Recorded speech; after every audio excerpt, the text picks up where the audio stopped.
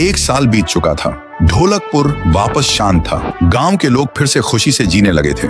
हर पूर्णिमा को लोग एक दिया जलाकर ठुन ठुन ठुन साहुर को याद करते थे। पर एक रात कुछ ऐसा हुआ जो फिर से सब कुछ बदल के रख दिया। लाशें फिर से मिलने लगी। हर 2 दिन बाद किसी न किसी के घर के सामने एक कटी हुई लाश पड़ी होती। गांव फिर से कांप उठा। एक दिन सब लोग महाराज के पास पहुंचते हैं और रो रो कर गांव की घटनाओं के बारे में बताते हैं। रात को महाराज 2 सेनापतियों से कहते हैं, जाओ और खोजो इस कांड के पीछे कौन है। लेकिन सुबह सिर्फ उनकी लाशें लौट कर आईं। एक का सिर था ही नहीं, दूसरे के पैर कट चुके थे।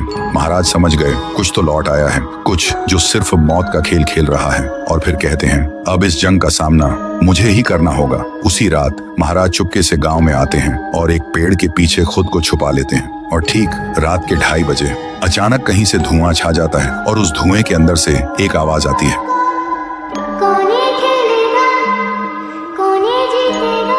और फिर धुएं के बीच से निकलती है एक गुड़िया, गोल आंखें, एक बेजान सी मुस्कान, लेकिन चेहरा मौत का पैगाम।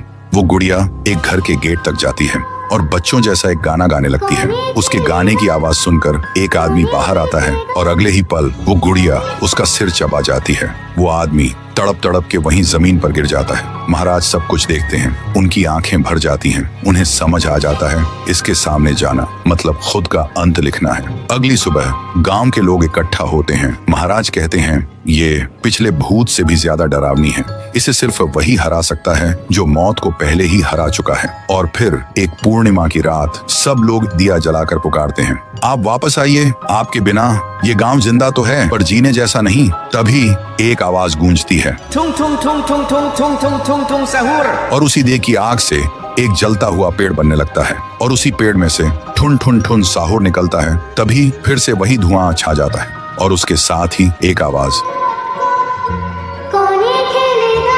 सब लोग घुटनों के बल गिर जाते हैं और कांपती आवाज में बोलते हैं, हमें बचाइए, वो आ गई है। ठुन ठुन ठुन साहुर एक जोरदार जंप करता है और सीधा उस धुएं में घुस जाता है और शुरू होती है एक आखिरी जंग ठुन ठुन ठुन साहुर और गुड़िया की। जमीन कांपने लगती है, आसमान से बिजली गिरती है और जब धुआं हटता है तो दिखाई देता है गुड़िया बिखर चुकी थी। हाथ अलग, सिर अलग, पैर अलग। और तब से गांव में फिर से एक नई सुबह हुई। महाराज मुस्कुराए, गांव वाले जीने लगे और उस दिन के बाद ठुन ठुन ठुन साहुर सिर्फ एक भूत नहीं रहा, गांव का रक्षक बन गया। लेकिन उसी रात कुछ ऐसा हुआ जो किसी को भी पता नहीं चला।